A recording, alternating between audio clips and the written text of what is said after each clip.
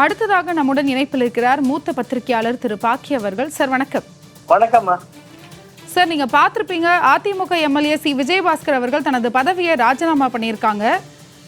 அதுக்கு அவர் ஒரு ட்வீட் பண்ணியிருக்கார். தலைமை என்பது அதிகாரமோ ஆணவமோ இல்லை அப்படின்னு சொல்லிட்டு தலைமை மீது ஏற்பட்ட ஒரு அதிருப்தியின் காரணமாக தான் இந்த ராஜினாமா அப்படின்னு நம்ம பார்க்கலாமா?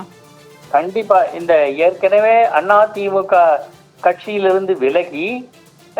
கட்சியிலிருந்து விலகியது மட்டுமில்ல, சட்டப்பேரவை உறுப்பினர் பதவியிலிருந்து விலகிய 5 பேர் இன்றைய தினம் விஜயபாஸ்கரோடு சேர்த்து 5 பேர் விலகி இருக்காங்கன்னா அதுக்கு அனைத்து இந்திய அதிமுக தலைமை மீதான அதிருப்தி அதுதான் காரணமா இருக்கு.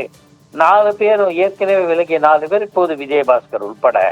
அப்போ இந்த தலைமைக்கு எதிரான எண்ணம் இது இன்னமும் நீடிக்கிறதுன்னு தான் பார்க்கணும். ஒன்று, அதிமுக தலைமையினுடைய அணுகுமுறை மாறினாலே அது போரும்.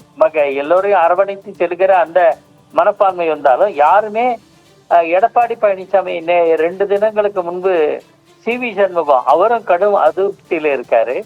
இந்த தாவேகாவுக்கு ஆதரவு தெரிவிச்சு 2ஆ பிரிந்த பல எம்எல்ஏக்கள் அவர் பக்கம் போனா கூட சி.வி. சண்முகமும் விஜயபாஸ்கரும் தொடர்ந்து எதிராக இருக்காங்க. அவங்க எடப்பாடி பழனிசாமி பக்கம் போகல.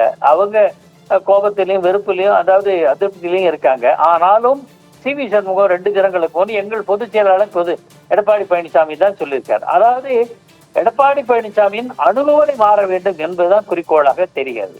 அந்த வகையில இன்று சி விஜயபாஸ்கர் விலகியதும் அதேதான். அநேகமாக அவர் தாவேகாவில் இணைவார்னு சொல்றாங்க. அது உறுதி செய்யப்படல. அதை பத்தி அவரும் அறிவிக்கல. இப்போ காலம் 2-3 நாட்கள் கழித்து பொறுத்து பார்க்கலாம். அதிமுக அணுகுமுறையிலும் அதிமுக தலைமையில இருக்கிற அணுகுமுறை மாறினால் கூட நிலைமை மாறும். இப்படியே நீடித்தால் மேலும் பலர் விலகக்கூடும். சி.வி. சண்முகம் என்ன செய்வார்னு தெரியல. அவர் விலகுவாரா அல்லது கட்சியா என்ன வெளியேற்றட்டும் அப்படின்னு காத்திருக்காரான்னு பொறுத்து இருந்து பார்க்கலாம். அவருடைய அடுத்த நகர்வு தமிழக வெற்றி கழகமா இருக்க வாய்ப்பு இருக்குன்னு சொல்லியிருக்கீங்க.